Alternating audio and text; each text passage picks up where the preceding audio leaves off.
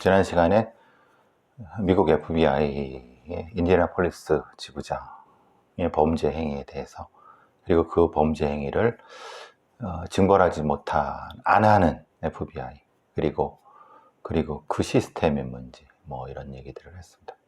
우리는 어떤가요? 검사들의 직무유기 혹은 반대로 과도한 이 수사, 그걸 어떻게 평가해야 되나요? 예를 들면 이런 거죠. 아니야, 나는 어떤 사람이 진짜 범죄가 있다고 생각해. 그래서 탈탈 털 거야. 아주 그냥 속 끝까지 털 거야. 그건 검사가 기소 편의주의인데 내 맘이야, 검사 맘이야 라고 하면은 그게 맞습니다. 지금 법상으로는 그걸 어떻게 할 수 있는 방법이 없습니다. 그걸 뭐라고 하면 또 정치권의 개입, 압력, 이렇게. 반대로 생각하면 어떤 사건에 대해서 제대로 하지도 않고 뭉개고 눌러 있어. 아니야, 그거는 사실 별거 할 것도 없고 내가 보기엔 그래. 내가 전문가인데 너네들이 뭐. 말하자면 이런 것을 방지하기 위해서 기록을 통한 어떤 범죄의 유형화 그리고 객관화가 필요하다는 겁니다. 제가 왜 이런 얘기를, 사실 오늘 어제 또 나온 얘기 중에 이런 살아있어줘서 고맙다, 사라져서 고맙다, 강력범죄 피해자들이 뭉쳤다. 여러분, 이제 부산 돌려차기 사건의 피해자분을 중심으로 해갖고 바리깡 폭행 피해자부터 시작해서 인천 스토킹 피해자 가족, 이분들이 일종의 네이버 카페에 그 카페를 열고 유튜브도 열고 그러면서 이제 범죄 피해자들이 스스로 각성해서 뭉쳐서 하려고. 왜 그러느냐? 실제로 이런 범죄 피해자들을 아무도 도와주지 않습니다. 특히 수사기관 애들. 그게 웃기죠. 웃기다는 표현이 좀 죄송스러운데, 사실은 범죄 피해자 전문 케어 요원이라는 것도 있고, 그게 벌써 2005년도에 저 범죄 분석 요원 할 때 같이 채용된 애들입니다. 근데 역할을 못 한다는 거예요. 경찰서마다 한 명씩 있고 정도 있을 정도입니다. 근데 결국은 지금 이 돌려사기 사건부터 시작해서 많은 범죄 피해 사건에서 실제로는 역할을 못 한다는 거예요. 이걸 어떻게 해야 되느냐? 실제로 저도 이제 케어 요원 애들도 알고 그렇습니다만, 그러니까 범죄 피해 이후에 공통적으로 피해자가 직접 범죄를 입증해야 되는 증거를 찾아야 된다. 왜냐하면 수사기관 애들이나 수사하는 애들은 열심히 하려고 그러지 않아요.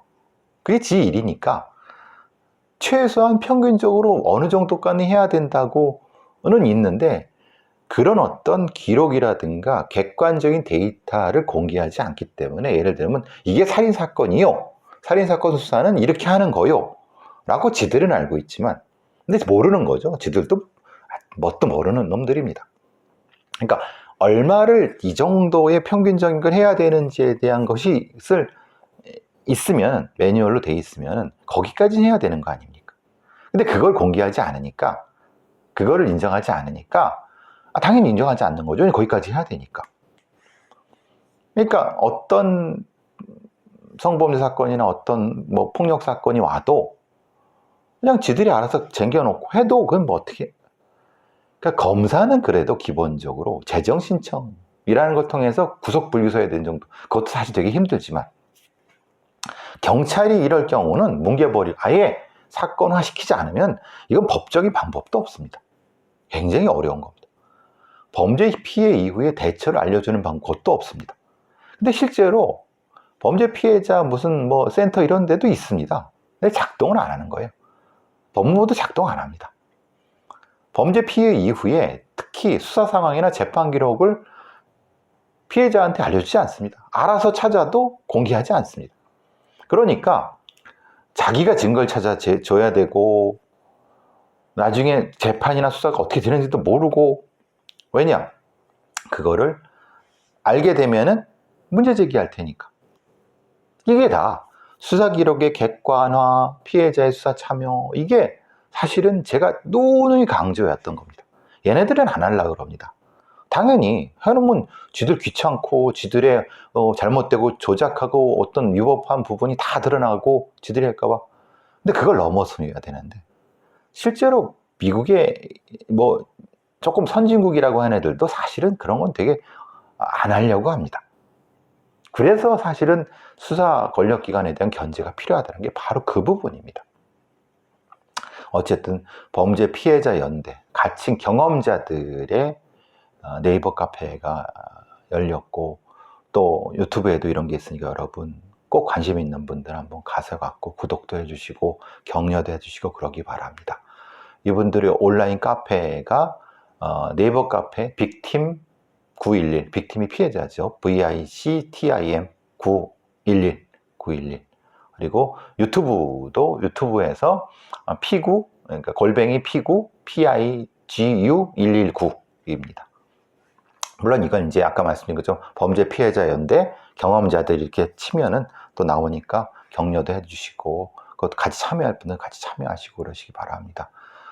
제가 하고 싶었던 부분입니다. 또 제가 수사기록 객관화 부분은 뭐 늘 말씀드렸던 부분이니까. 어쨌든 자, 이건 뭐 그렇다고 쳐도 제가 말씀드리고자 하는 것은 이런 수사기관의 그 뭐라고 하나, 눈치고 혜택, 게으름, 이거를 어떻게, 결국 그건 다시 말씀드리면 자료가 객관화, 수사 기록이 객관화되고 수사한 결과에 대해서 검증할 수 있으면은 많이 해소가 된다. 왜? 너 이렇게 했는데 이거 잘못된 거 아니야? 지금 그 기록을 일반 사람들이 모르니까, 공개하지 않으니까 뭘 어떻게 해야 될지 모르는 겁니다. 이게 바로 핵심적인, 제가 평생을 기울여 갖고 하고자 하는 일이고, 그게 저의 필생의 과업 중에 하나입니다. 제가 픽션을 쓰고 또 드라마를 쓰고 또 교과서를 쓰는 이유도 바로 그것 때문에 그렇습니다. 그래야지 검사들의 독판, 전횡 이런 것부터 시작해서 수사기관의 피해자를 무시하고 이런 것들도 다 극복할 수 있는 것 중에 가장 기본적인 겁니다. 그걸로 다 할 수는 없지만. 예. 자, 지나가죠. 같은 관련된 건지는 여러분 어떻게 생각할지 모르겠지만, 법무부에서 교정정책자문위원회가 출범이 됐습니다. 근데 저는 이걸 보고, 뭐지? 교정정책자문위원회가?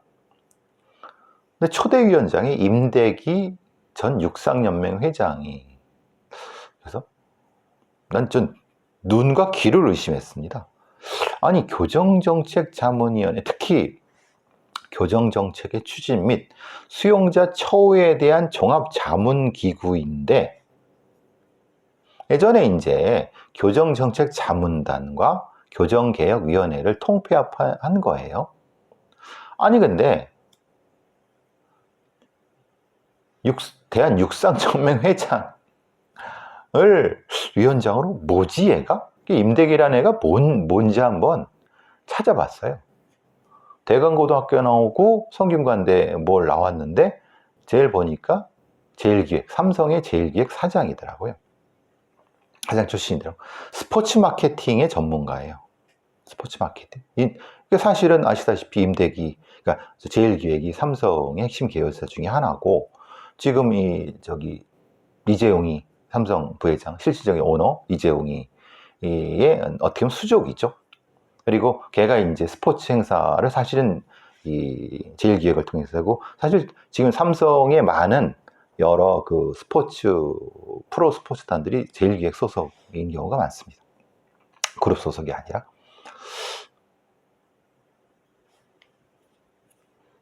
뭐지? 이런 생각이 들었어요. 아니, 교정정책을 자문한다며.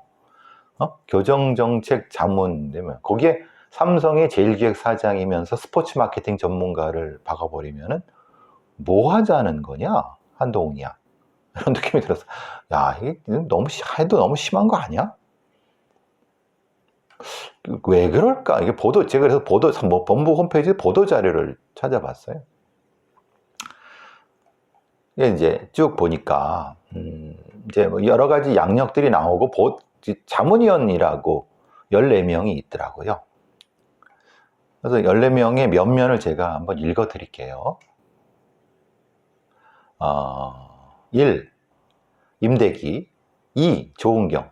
그러니까 약간 좀 그래도 지들 딴에는 좀 부끄러웠는지 조은경.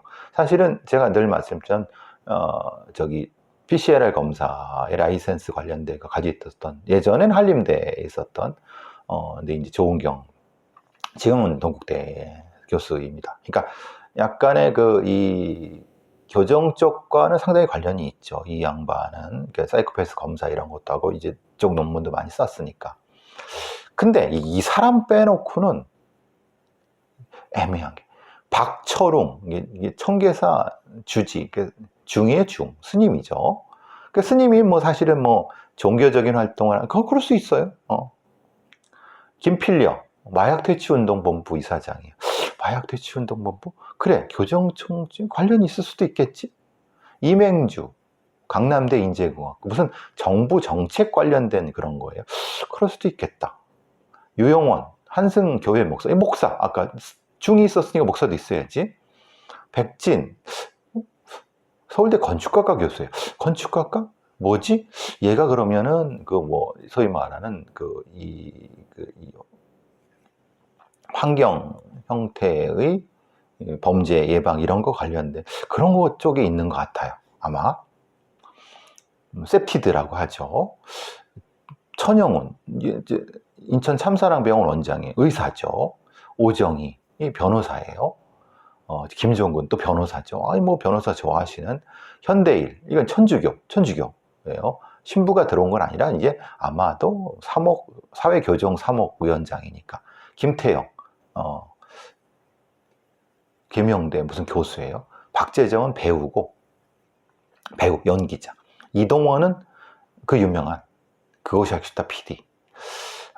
그래서 얘네들이 교정정책자문위원회의 외부위원 명단이에요. 야, 좀 찜찜하다. 그러니까 조은경이 빼놓고는 사실은 이거죠. 변호사 몇, 종교인 몇, 종교인 변호사 셋, 종교인 셋, 이 정도 하고 나머지는 뭐 배우도 있고 또 뭐 PD도 있고 뭐 이제 의사도 있고.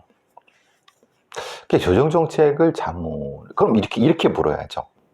우리가 이런 정책을 자문하려고 하면 그 사람이 좀 경력을, 예를 들면 뭐 병원 의사다, 아니면 변호사다, 아니면 뭐 이런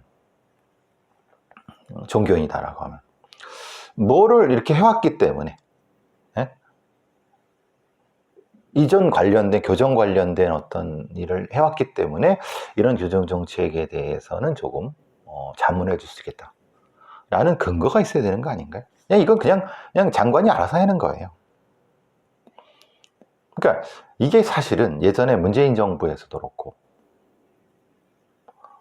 노무현 정부에서도 위원회 조직이 만들면, 특히 문재인 정부에서 가장 제가 문제 제기 많이 했던 부분입니다. 자문위원회를 합시고 같지도 않은 새끼 연놈들이 들어가서 솔직히 무슨 사실 그게 아니죠. 뭡니까? 그냥 같이 만나갖고 이런저런 얘기하고 좋은 밥 먹고 그냥 이름만 빌려갖고 대충 이렇게 하고 법무부가 알아서 하는 거죠. 그죠? 예전에도 그렇게 했습니다. 지금도 똑같이 그러는 거죠. 삼성 임대기, 솔직히 말하면 삼성에 돈 내라는 거 아닙니까? 교정정책 할 때. 네가 이재명의 수족이니까 야, 돈 좀 이렇게 재벌 나머지는 뭐 데코레이션 정도, 종교인들의 데코레이션이고. 그것이어서 PD는 걔는 왜 갔는지 모르겠지만, 또 제 배우계 왜 걔는 왜 갔죠? 박재정? 난 박재정이 누군지도 모르겠는데, 유명한 배우도 아니고, 뭐 그냥 아니 종교인들이야 뭐 오랫동안 그러니까 문재인 정부의 어떤 그런 뭐 자문위원회라든가 이런 자문단에서도 제가 문제제기 똑같이 했지만, 연관성이라든가 전문성도 없이 그냥 그쪽에서 또 뭐 사회활동이라 합시고 한 것도 그렇게 많이 한 것도 않은, 같지도 않은 애들을 데려다가 자문단이라 합시고 해갖고, 그러니까 문재인 정부 때 결국은 지들이 알아서, 그러니까 공무원들이 알아서 하겠다는 거예요. 쉽게 말하면 그냥 나머지는 그냥 도장만 찍어 주십시오. 그래서 제가 이런 거죠. 좋아, 자문위원회건 정부위원회건 걔네들 누군지 어떤 활동을 해왔고 이 자문단에 어느 했는지 근거가 있어. 좋아, 근거. 그 다음에 자문위원 회의를 하면은 자문회의록을 꼭 공개를 해라. 작성을 하고. 예를 들면 조은경이나 아니면 뭐 이동원이나 아니 박재정이나 거기 있는 애들, 또 김필려나 뭐 그 사람들이 무슨 얘기를 했으면 그거 다 회의록 해서 홈페이지에 공개해라. 그러니까 어떤 애들이 어떤 얘기를 해갖고 결론이 어떻게 났는지 그거를 법무부에서 이거는 좋은 의견이다 받아들이고 이거는 좀 뭐 이렇게 이래야지 가서 좋은 밥 먹여서 자문료도 주고 뭐 자문료 줄지 어떤지 모르겠지만, 이거는 사실 이 윤석열 정부만의 문제는 아닙니다. 문재인 정부나 노무현 정부 때도 그렇고 또 뭐 사실 박근혜 정부 때도 그렇고 이렇게 그냥 이름만 빌려주고 공무원들이 알아서 하게 해서 돈만 그냥 수수수 떼고 정책이랍시고 뭐 만든 것도 없고, 그냥 특히 교정 관련된 부분은 교정 마피아라고 할 만한 법무부의 이 교정 관련된 오래된 그런 사람들이 바뀌지 않습니다. 그러니까 개혁을 하려면 그걸 개혁을 해야 되는데 전혀 개혁할 의지도 대상도 그런 것도 없는. 어쨌든 그래, 한동훈이 네가 하니까 좋다. 회의록 작성해라. 회의를 몇 번을 하든, 그리고 회의록을 정확히 공개해라. 누가 어떤 얘기를 했고 그거에 따라서 뭘 했는지. 그것만 하면 니들이 뭐 캐비어를 처먹던 아니면 뭘 했든 박수 친다. 밥값하면 되는 거니까. 근데 그냥 이름만 걸어놓고 사진만 찍어놓고 제가 이제 그런 얘기 했지 않습니까? 신임 법무부 인권국장 승재현이 무슨 위원 많아요. 뭐 법무부 무슨 위원, 뭐 대법원 무슨 위원, 한 번이라도 참석을 해봤느냐? 네, 참석했다. 그럼 가서 무슨 얘기를 했느냐? 그 얘기가 회의록으로 남아있느냐? 활동이 뭐냐? 그게 이런 것들이 기록이 되고 우리가 평가를 할 수 있어야지. 아니, 세금을 안 쓰면 상관없어요. 니들이 가서 뭐 니들 돈으로 캐비어를 처먹던 소갈비를 처먹던 무슨 상관이야. 근데 이게 다 국민의 세금이에요. 국민의 세금으로 밥 처먹고 커피 마시면서 회의 노가리 까고 다 그러면 비용이잖아요. 그러면 그 비용은 국민의 세금이면 다 국민은 알 권리가 있는 거예요. 그게 수사 기록이든 자문회 기록이든. 문재인 정부 때, 노무현 정부 때 이런 전통을 안 만들어 놨기 때문에 윤석열 정부 똑같고 그 중간에는 박근혜나 이명박도 다 똑같이 그 지랄 하는 겁니다. 누구 욕할 필요 없어요. 다만 지금이라도 그렇게 했으면 좋겠다. 물론 안 할 거지만 이게 민주주의의 가장 기본입니다. 사실 조선시대 기록의 국가라고 하는 조선, 우리는 이 과거에 우리 조상만도 못해요. 기록도 안 하고 지들 마음대로 그게 부패하고, 그 부패를 감시해야 되는 민간이나 시민 이런 쪽은 그 부패에 동참해서 같이 밥 얻어 처먹고 그 경력으로 똑같은 일을 반복하는. 그러지는 말자. 솔직히 쪽팔림을 알자. 배웠고 배운 놈이고 종교적 권위가 있고 뭐 전문직이 있다면 좀 쪽팔림을 좀 알자. 제가 지금 교정정책 자문위원들한테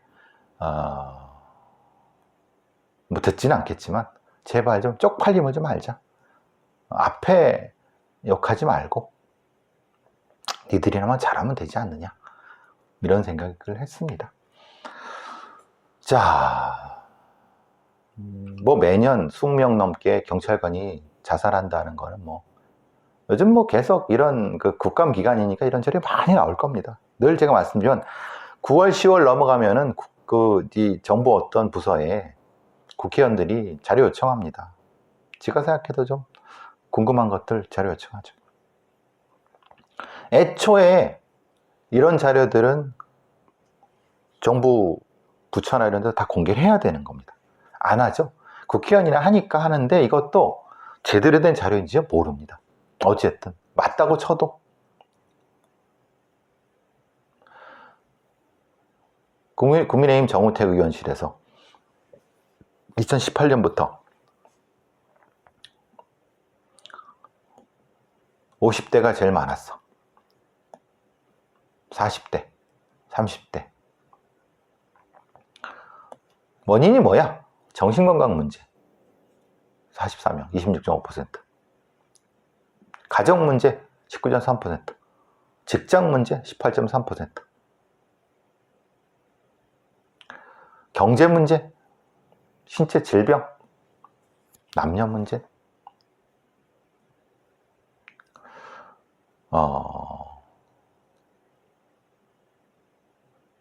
자, 이걸 이따위로 조사를 하니까 이렇게 되죠.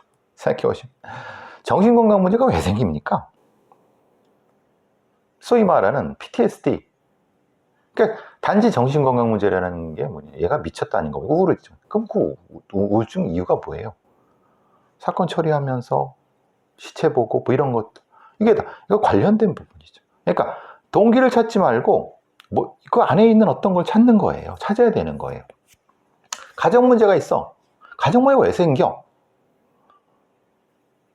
정신건강 문제에 의해서 그게 가정 문제로 전이 됐거나 이런 각각의 요인의 연관성을 따져봐야죠.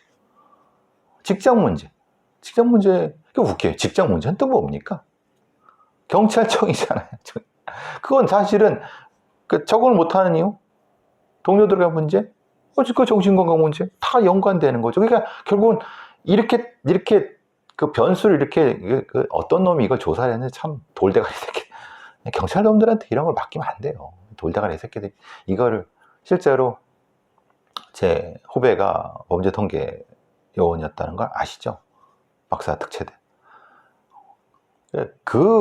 걔 말고 그 밑에서 이제 했던 놈들도 없었는데 요새는 매일 있으니까 그런 놈들이 하면 하는 꼬락서니가 그겁니다. 실력이 없는 놈들이 하니까 그냥 왜 또 사실은 별로 그렇게 가르쳐주기 쉽지도 않겠죠. 그러니까 대충 하는 거겠죠. 뻔한 이유 압니다. 이러니까 경찰관들이 지 머리에 총 쏘는 이유를 극복이 되겠습니까? 찾지를 못하게 막아버리는데. 자, 제가 엊그제 나이 중에서 로스쿨은 여러분 어떻게 생각해요? 로스쿨 나이 많으면 못 간다. 32세 이상이 단 5%. 제가 아는 정의당에 꽤 괜찮은 애가 있습니다. 오랫동안 이제 간부 일을 하고 고생 많이 했죠. 근데 정의당의 심상정의가 이 도라이가 지 새끼들, 그러니까 뭐냐면 여자애들 자기 수족이 될 애들로 주로 채웠지 않습니까? 국회의원 비례대표를. 그러니까 오랫동안 정의당에서 이 간부 활동하고 이런 거 했던 애들이 물 먹은 거죠. 머리가 똑똑하고 능력 있는 애들이 물 먹은 거죠. 심상정인 지 수족 만들어 놓고 하니까 당은 다 쪼개지고 작살나고. 그러니까 이놈이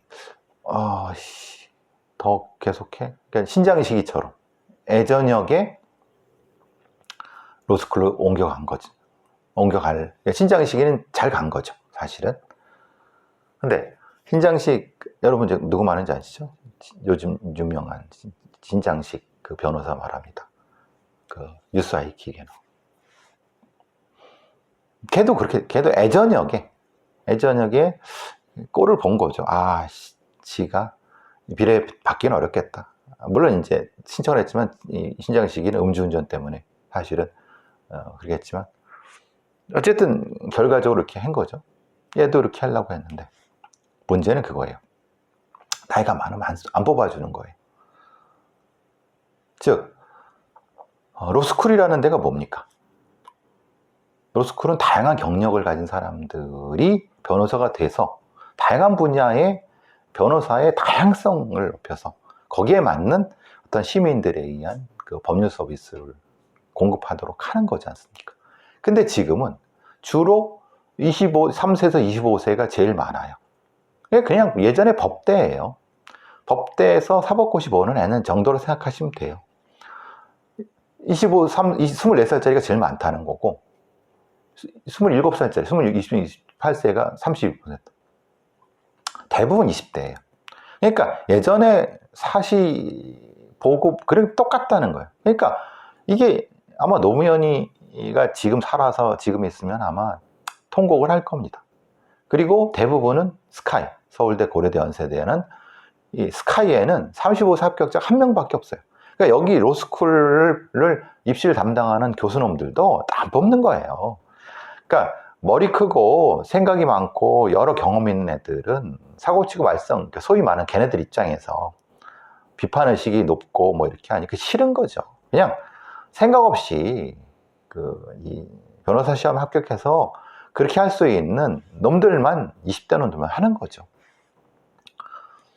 리트 같은 법학 적성 검사라든가 이런 것 학점 이런 정도의 정량 평가가 주로 되고 정성 평가라고 하는 아까 말하는 그런 다양한 사회적 배경이라고 하는 것은 면접을 통해서 이게 그런 걸 봐야 되잖아요. 그렇게 안 하는 겁니다. 그러니까 이런 놈들이 저기 가죠. 김앤장 가고 거기 가서 또 똑같은 거 반복하고 가진 놈들 새끼를 변호사 만들어서 그게 대를 이어서 먹고 사는 이 구조. 이걸 타파하기 위해서 노무현은 로스쿨을 그렇게 만들고 싶어 했는데 지금 노무현이 살아서 이 꼴을 악시를 보면 아마 많이 상심하실 거죠. 어제 미국의 전직 경찰 놈이 존 스노울링이라는 놈이 마누라랑 무슨 별거 중인 마누라 불러가겠다고 막 총기 난사하는데 어휴 무섭더라고요. 쌍권총을 들고 탁탁 하는데 바로 경찰 출동해서 사살해 버렸어요. 근데 또 이거를 얘네들은 이게 무서우니까 다 바디캠을 다 공개를 해요. 자, 마지막으로 그냥 까십인데 대공수사권 경찰이관인데 경찰 자체 평가에서도 역량이 미흡하다 나왔어요. 그거 어떻게 하자는 거냐? 이렇게 군부를 떼우는 건 뭡니까? 국정원으로 그냥 계속 가는 거지 뭐. 흐지부지 될 겁니다. 물론 이제 경찰청으로 해서 이제 대공수사단이 독자적으로 하다가 안 될 것 같으면 다시 국정으로 돌리는 그냥 일종의 무능 전략이죠. 무능하게 이렇게 유지하다가 조금 지나면 다시 원복하는. 다 망가지는 겁니다. 엉망이 되는 거죠. 자, 저는 산책 좀 나가겠습니다.